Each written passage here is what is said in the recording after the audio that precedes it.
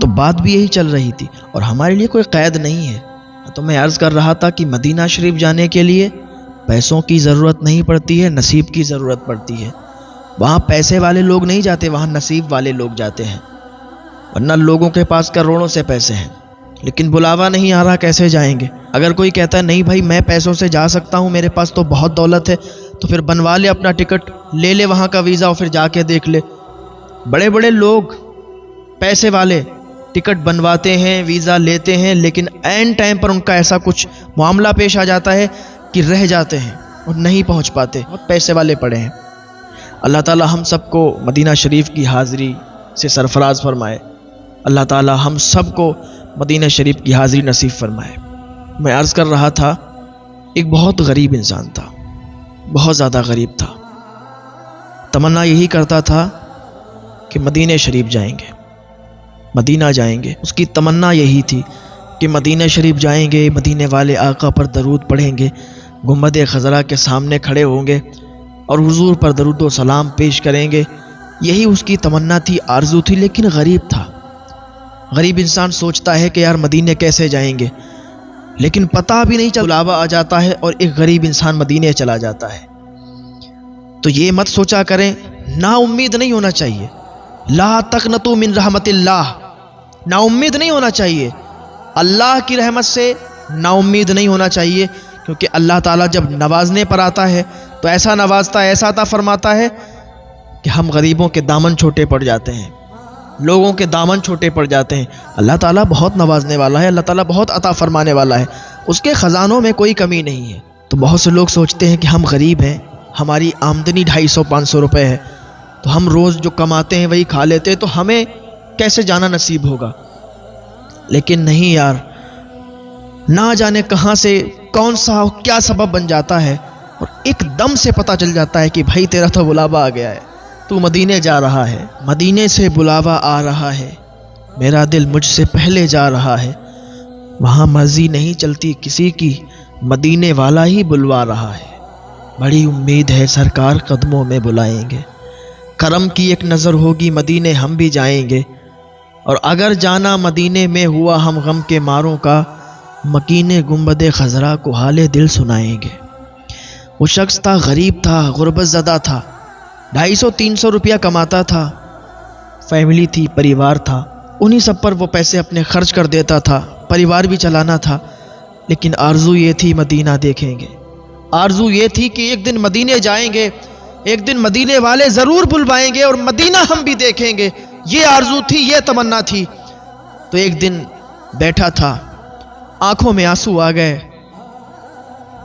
اور اللہ کی بارگاہ میں ہاتھ اٹھا دیے، اے پروردگار عالم، ہم بھی مدینہ جانا چاہتے ہیں، ہم بھی حضور کا روضہ دیکھنا چاہتے ہیں، ہم بھی حضور کے در پہ جانا چاہتے ہیں، ہم بھی حضور کے روضے کے سامنے، گنبد خضرا کے سامنے دعائیں مانگنا چاہتے ہیں، ہم بھی درود و سلام پڑھنا چاہتے ہیں، مگر کیا کریں اے پروردگار، اتنے پیسے نہیں ہیں کہ ہم مدینے کا ٹکٹ لے لیں، اتنے پیسے نہیں ہیں کہ ہم مدینے چلے جائیں، یا اللہ کوئی ایسا ذریعہ بنا دے کہ ہمیں بھی مدینہ دیکھنے کو مل جائے، ہمیں بھی حضور کا شہر، حضور کا روضہ دیکھنے کو مل جائے۔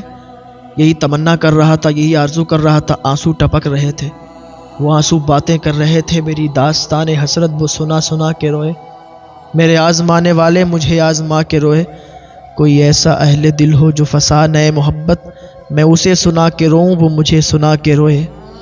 یہی آرزو تھی، یہی تمنا تھی کہ مدینہ شریف جائیں۔ بچوں نے کہا ابا ایک اگر مشورہ دیں تو مانیں گے آپ؟ باپ نے کہا بیٹے بتاؤ کیا مشورہ ہے؟ کہا ابا ہم 2 ٹائم کھانا کھاتے ہیں اور آپ 300 روپیہ 250 روپیہ کماتے ہیں، وہ گھر میں ہی سب خرچ ہو جاتے ہیں، گھر کا خرچ ہی نہیں چل پاتا ہے ان سے۔ ابا اگر مدینے جانا چاہتے ہیں تو ہم 1 ٹائم بھی کھا لیں گے، 1 ٹائم بھوکے رہ لیں گے، 1 ٹائم کھانا کھائیں گے۔ ابا آپ پیسے جوڑنا شروع کر دو، آپ کی اولاد اتنی بھی بیکار نہیں ہے، اتنی بھی بری نہیں ہے کہ 1 ٹائم بھوکی نہ رہ سکے۔ 1 ٹائم کھانا کھاتے اور 1 ٹائم کا جو پیسہ بچتا اسے جوڑتے رہتے۔ تقریباً انہوں نے کئی دنوں تک ایسا ہی یہ ماحول رکھا اور پیسے جوڑتے رہے۔ ایک دن کیا دیکھا کہ محلے میں محفل میلاد شریف سجی تھی، حضور کا ذکر تھا، حضور کی مجلس تھی۔ وہاں پر کچھ لوگوں نے پرچیاں بھی ڈالی تھیں کہ ٹکٹ آج ملے گا عمرے کا، جس کا نام آ جائے گا اس کو بھیجا جائے گا۔ محفل ہوئی، محفل ختم ہونے کے بعد، مکمل ہونے کے بعد وہ پرچی ڈالی گئی، وہ قرعہ ڈالا گیا کہ جس کا نام آ جائے گا اسے مدینہ شریف کا ٹکٹ مل جائے گا، اسے مدینہ شریف بھیج دیا جائے گا۔ لیکن جو یہاں موجود ہوگا اسی کو ٹکٹ دیا جائے گا، جو یہاں موجود ہوگا اسی کا نام لکھا جائے گا، جو موجود نہیں ہوگا اس کی پرچی نکال دی جائے گی، اس کی جگہ پر پھر دوسرے کی پرچی کھولی جائے گی۔ یہ بھی اسی بزم میں موجود تھا، یہ بھی اسی مجلس میں موجود تھا۔ پرچی جب کھولی گئی تو نام کسی اور کا نہیں بلکہ اس کی بیوی کا نکلا۔ جب یہ سنا کہ بیوی کا نام عمرے کے لیے نکل آیا، مدینہ شریف جانے کے لیے نکل آیا، تو فوراً آنکھ میں آنسو آ گئے اور دوڑتا ہوا ممبر کے قریب گیا۔ کہا یہ جو نام نکلا ہے یہ میری بیوی ہے۔ کہا یہاں آئی ہے، موجود ہے؟ کہا نہیں یہاں نہیں ہے۔ لیکن نہیں یہ سائیکل میری کھڑی ہے، میں ابھی جاتا ہوں بیوی کو اٹھا کے لاتا ہوں اور اس سے کہتا ہوں چل تیرا نام نکلا ہے اور تجھے مدینہ شریف جانا ہے۔ تو لوگوں نے کہا نہیں، اگر وہ یہاں موجود ہوتی تو اس کو ہم یہ ٹکٹ دے دیتے، اگر وہ یہاں موجود ہوتی تو ہم اس کو ٹکٹ دے دیتے، لیکن اب یہ ٹکٹ اسے نہیں ملے گا۔ اس نے کہا خدا کے لیے ظلم مت کرو، بڑی امید ہے سرکار قدموں میں بلائیں گے، کرم کی ایک نظر ہوگی مدینے ہم بھی جائیں گے۔ بڑی تمنا کی تھی، بڑی آرزو کی تھی، بڑی مدتوں کے بعد آج عمرے کا ٹکٹ نکلا، مدینے شریف کی حاضری ہوگی، میری بیوی کا ٹکٹ نکل آیا۔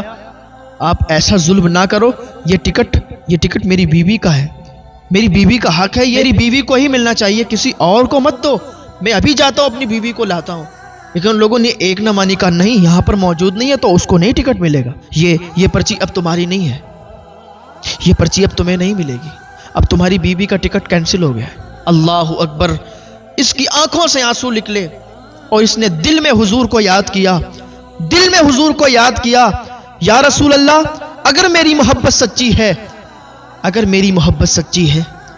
اگر میں نے دل سے آپ کو چاہا ہے، اگر میں نے دل سے آپ سے محبت کی ہے، یا رسول اللہ مدینہ شریف بلا لیجئے، اگر میں نے دل سے آپ سے محبت کی ہے تو حضور کرم فرمائیے۔ یہ لوگ نہیں سمجھ رہے تو کیا ہوا، آپ تو سب کے دلوں کی صدائیں سنتے ہیں، آپ تو ٹوٹے ہوئے دلوں کی صدائیں سنتے ہیں، آپ کو جو دل سے پکارتا ہے آپ اس کی آہیں سمجھتے ہیں۔ یا رسول اللہ کرم فرمائیے۔ ادھر یہ دل میں حضور کو یاد کر رہا تھا، ادھر ان لوگوں نے دوسری پرچی اٹھائی۔ جب دوسری پرچی اٹھائی، قسم خدا کی کسی اور کی نہیں، پہلے اس کی بیوی کی نکلی تھی، اب اس کی پرچی نکلی ہے۔ سبحان اللہ! اس نے جب اپنی پرچی دیکھی تو اللہ کا شکر ادا کرنے لگا۔ لوگ کہنے لگے میاں تم نے کیا کیا ہے، تم نے کون سا ایسا عمل کیا ہے کہ پہلے تمہاری بیوی کی نکل آئی اب تمہاری نکل آئی؟ تو کہتا ہے کون دیتا ہے دینے کو منہ چاہیے، دینے والا ہے سچا ہمارا نبی، غم زدوں کو رضا مزدہ دیجے کی ہے، بے قصوں کا سہارا ہمارا نبی۔ گویا کہ اعلیٰ حضرت رضی اللہ تعالیٰ عنہ کی زبان میں اس نے کہا ہوگا۔ دل سے حضور کو یاد کرو، دل سے حضور کو چاہو، دل سے حضور کی محبت اپنے سینے میں بساؤ۔